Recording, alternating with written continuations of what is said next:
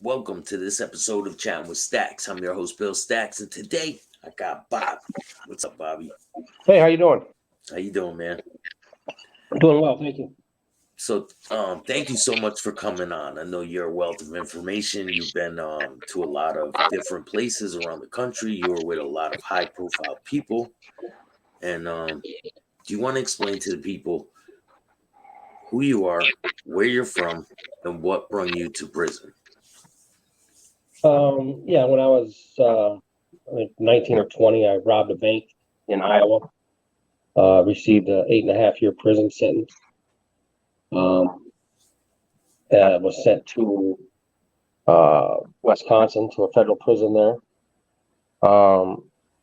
From there, I went to the Atlanta Penitentiary because I caught a new case while incarcerated.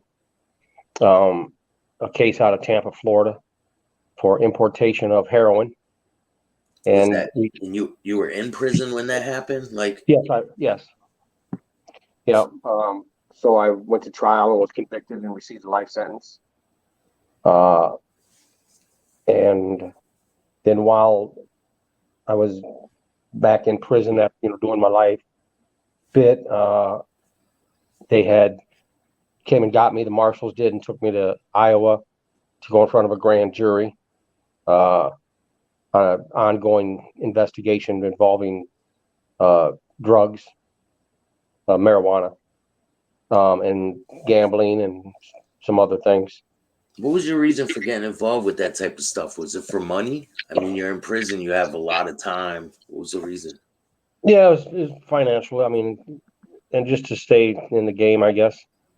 When you're going through all this stuff, like you're just catching a lot of different charges. They don't just lock you down in the prison and just put you somewhere like. Well, they took me out of the prison and took me to Tampa, Florida, and held me there while I went to trial for a year, and then came back. So, what year was it that they brought you to Iowa for the that trial? Oh no, you mean to Florida? Yeah, well, I believe by 95 is when I was convicted in Florida. And then so if we backtrack, that's around 90 something is when the helicopter incident happened with Tesla, right? With Terre Haute, Yeah. But so you were in Terre Haute, Indiana around in the 90s? Yes, I was. I was with Joey.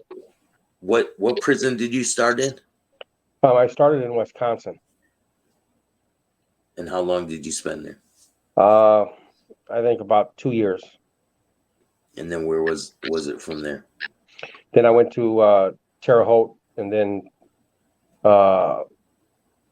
holdover at Leavenworth for a little bit, and then Atlanta. In Atlanta, you spent 10 years, right? Yeah. Majority of my time was spent in Atlanta. Who were some of the people that you were around in Atlanta? There was a host of people. Ben Kramer, drug smuggler. Vic Amuso, Faffy, Philly, Nicky Scarfo, Vic Arena, Patty, Amato, Barney Belelmo. Wow. Just a wide range of people.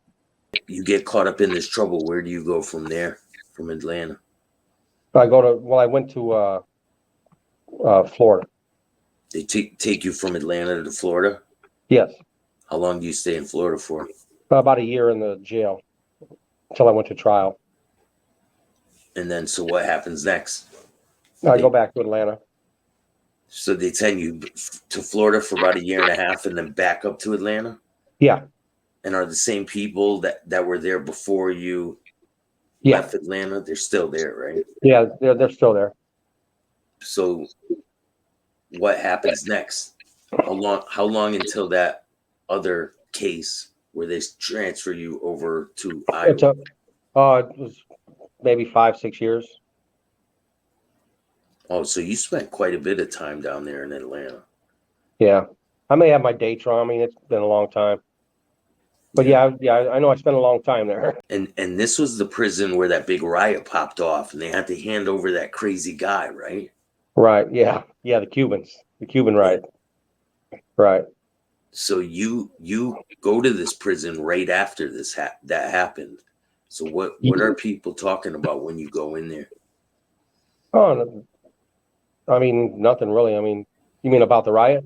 Yeah, are they saying like it's a dangerous place? It's crazy in Oh there. no, they had opened they had closed it down and had it rebuilt by campers.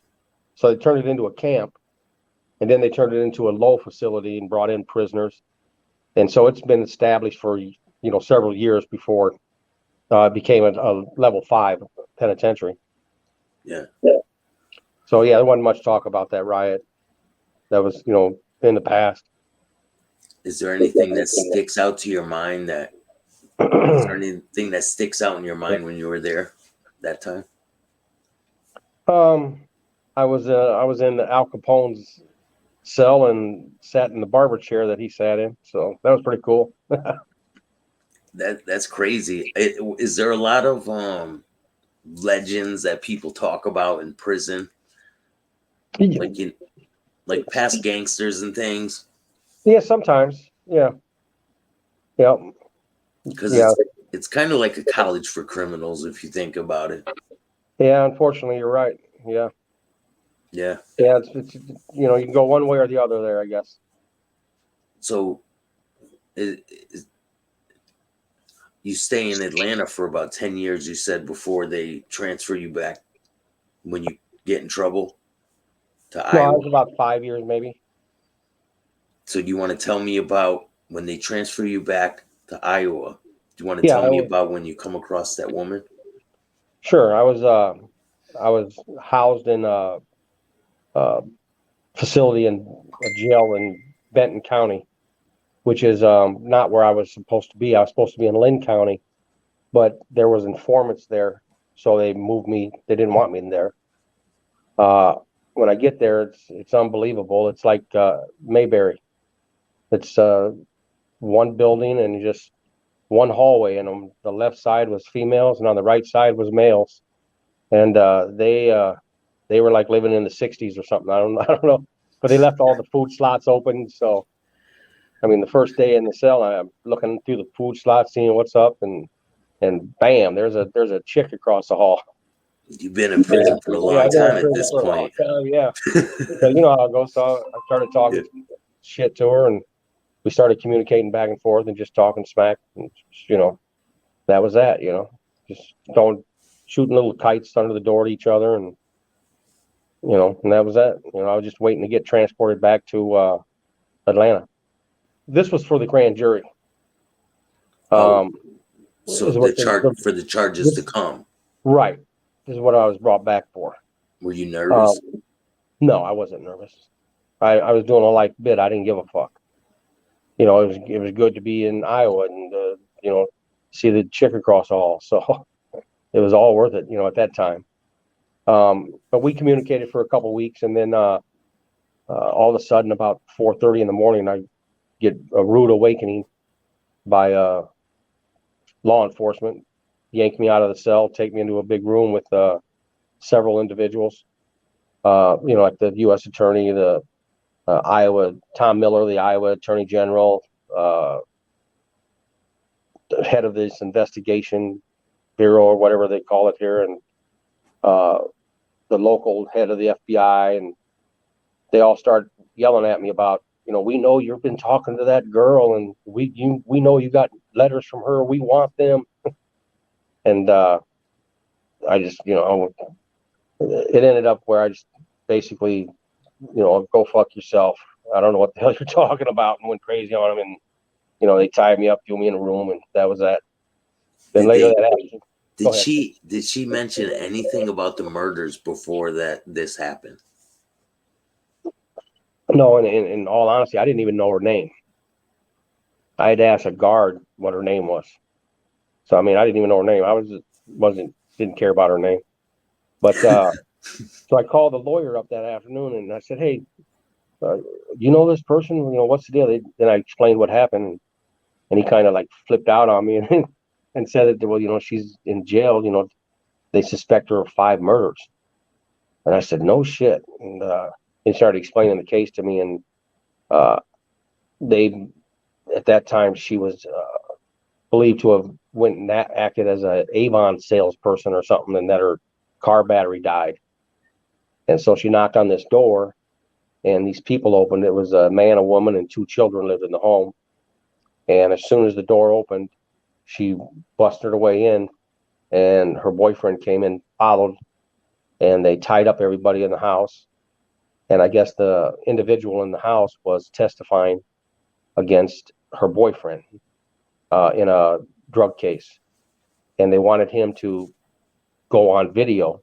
They brought a video camera with them and wanted him to go on video saying that he lied about the guy and that he's really not a drug dealer, and he made up the whole story.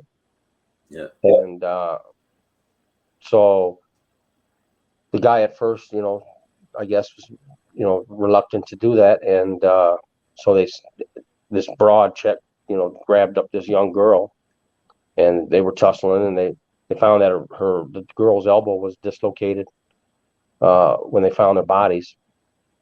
So yeah. Do you know how long? Do you know how long? So they murdered them and went and buried their bodies, right? And they were Correct. missing for a long time.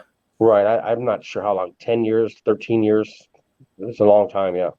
I'm gonna put the article on the screen, and it's an insane story. And so what happens when after you find out who this lady is? What is your plan? What are you thinking? And what's your next?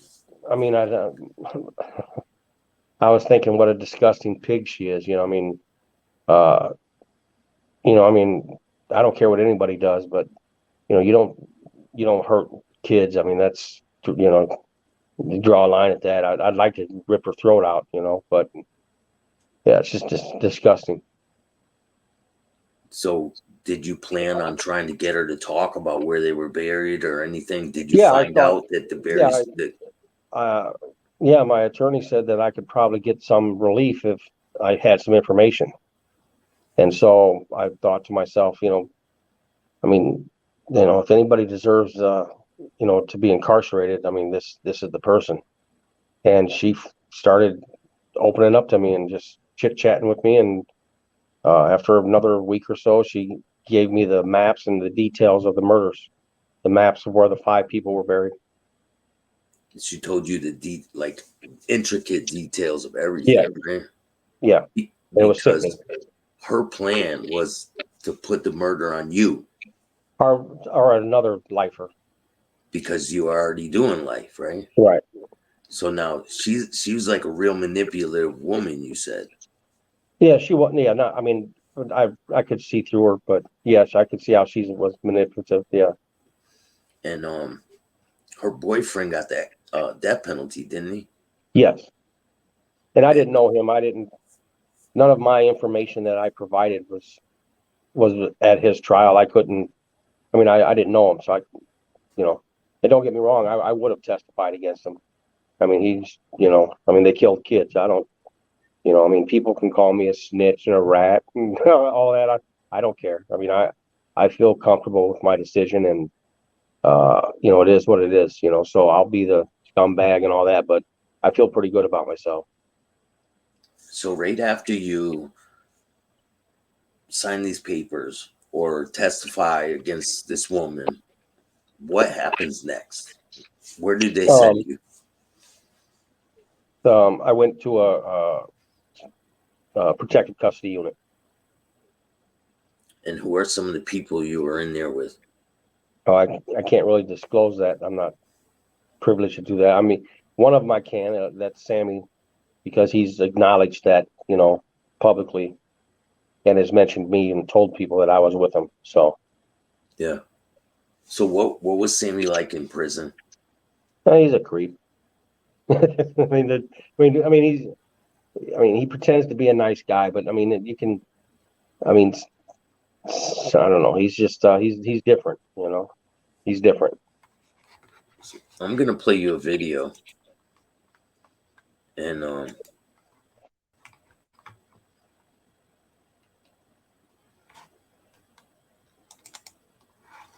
be around like $99, which is a big cut from what it is.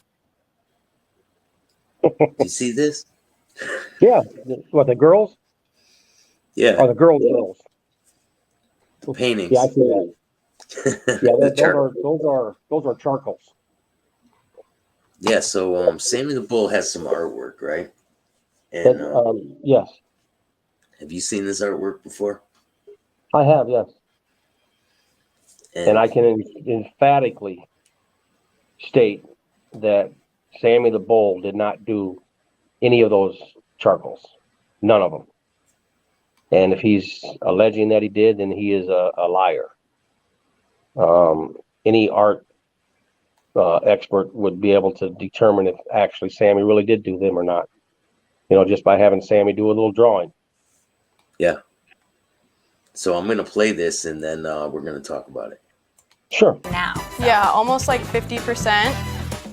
And then this one that he did. This one's great. I love this. Might be a future tattoo, so I don't know. We'll see. I know it's Isabella's screensaver, so we all love this one. This one he did for his granddaughter. So he did that one for his granddaughter. No, he didn't.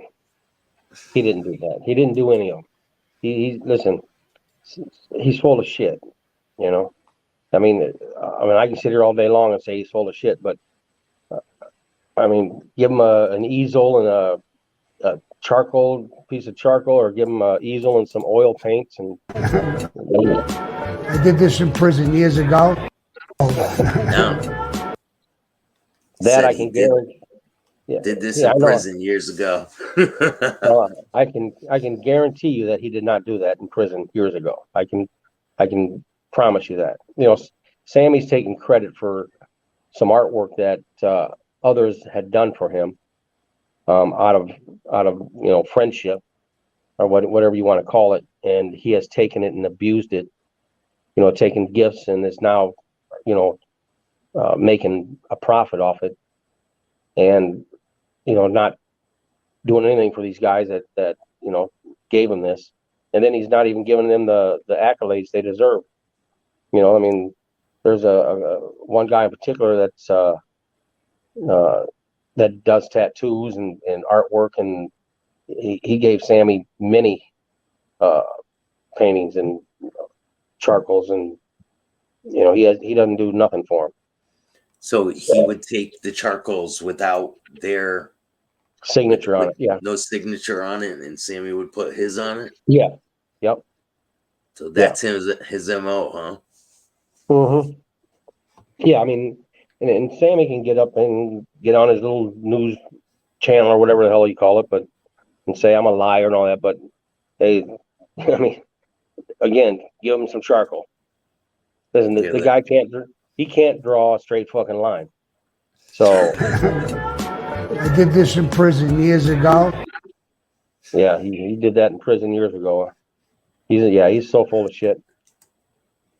Yeah, so. And they're making quite a profit off these. They sell them online for $200, $199 a piece. Right. Yeah. He's making a lot of money. He's profiting off of other people, and you know, he's a snake. That's a snake move. And it really is. That's, you know, just like on the street. That's, you know, everything he's done has been you know, snaky. You know. He'll do something for a couple dollars, man. He took money from John A. Light just to give him credibility and say he was a tough guy in the street. It's disgusting. Yeah, I mean, don't get me wrong. Sammy probably was a tough guy, you know. At one point, yes. At one point, he was quiet as a mouse in prison, and you know, all these, you know, he talks a lot of shit, you know, and I mean, I could sit here for days and just, you know, I mean, like his tattoos and all, you know, it's all bullshit, you know. He's doing all that just to sell likes or whatever, however the fuck he's making money. And, you know, it's bullshit. So his tattoos. Let's talk about Sammy's tattoos. Yeah, let's do that. I just seen just today a little thing that he has on his station or whatever it is.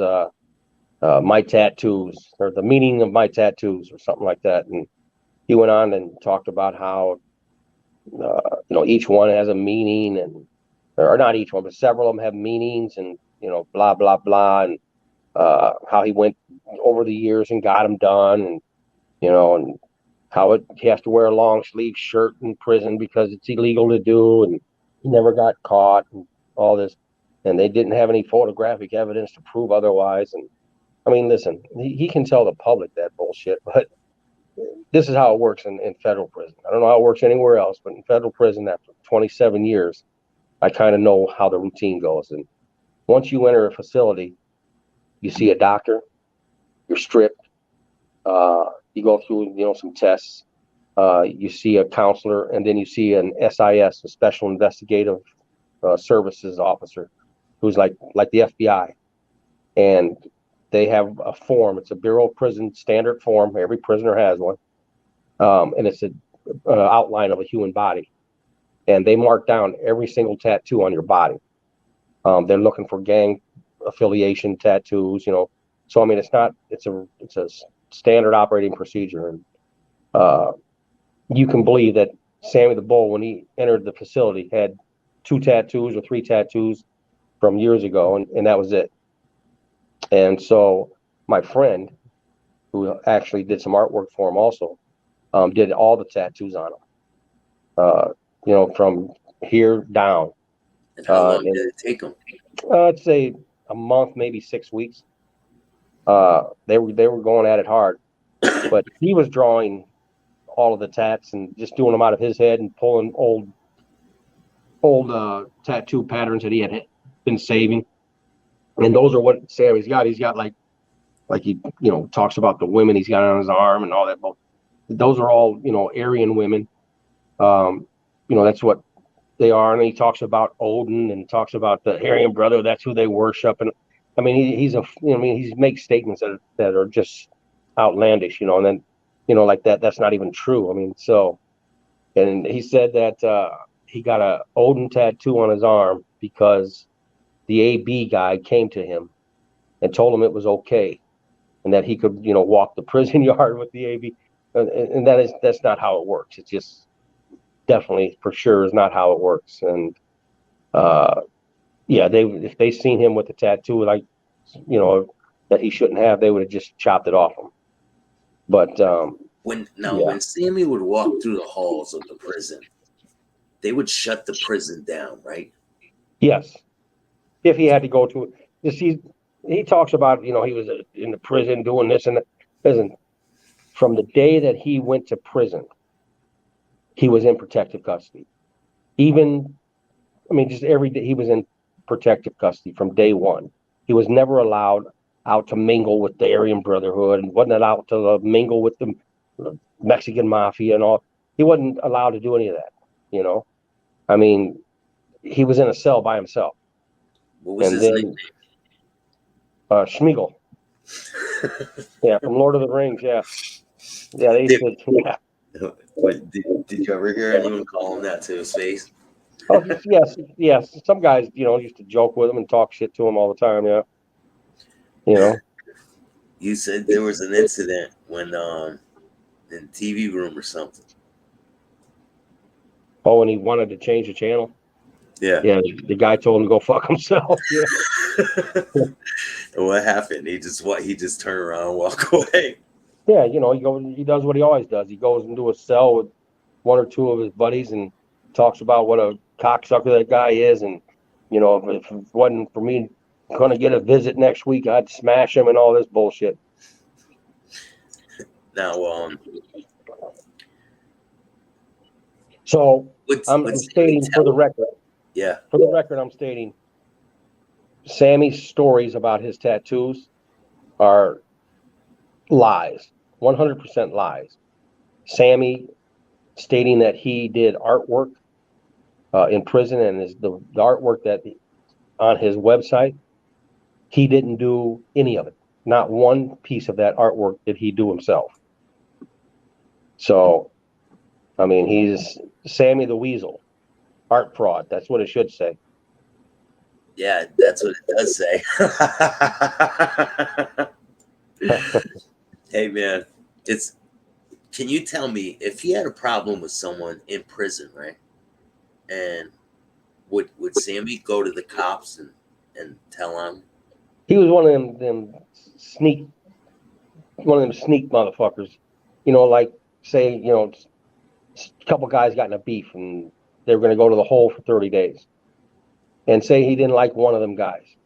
You know, it wasn't, you know, Sammy was Sammy. He'd roll up on a counselor and say, yeah, you know, I don't like that dude. You know, he just causes trouble, you know, on a yard and blah, blah, blah. And you know, that's what they call in the joint, they call it dry snitching, you know, and, you know, but not him. I mean, it's not snitching to him. But yeah, he would do, you know, just dumb shit like that. Now, You know, did he have problems in there? Did people ever challenge him, like severely challenge him? no, I mean, he's an old man. I mean, he didn't have any problems, and nobody there had any problems, you know. I mean, it was, yeah, it was, you know, everyone minded their own business, you know. It's just he was a loudmouth, so you always knew him. And then because of the guys I was around, he would always come and want to talk to me, and like I was his buddy and shit. And you know, you can get it filled up with Sammy real quick and want to chase him, you know. Yeah. So, we were talking about a situation. You said he was taking advantage of some younger inmates that were in there. Oh yeah, these two guys, they were loaded. They had a lot of money. When I say a lot, I mean hundreds of millions of dollars. And Sammy would, you know, these are young kids, never been in trouble in their lives, and you know, lived like kings, you know. So going from that to prison, and bam, they smack right into Sammy the Bull, you know. So they're scared, but they're also like, like, wow, this is Sammy the Bull. Yeah, exactly. Yeah. But he started getting them to bring tobacco and coke in.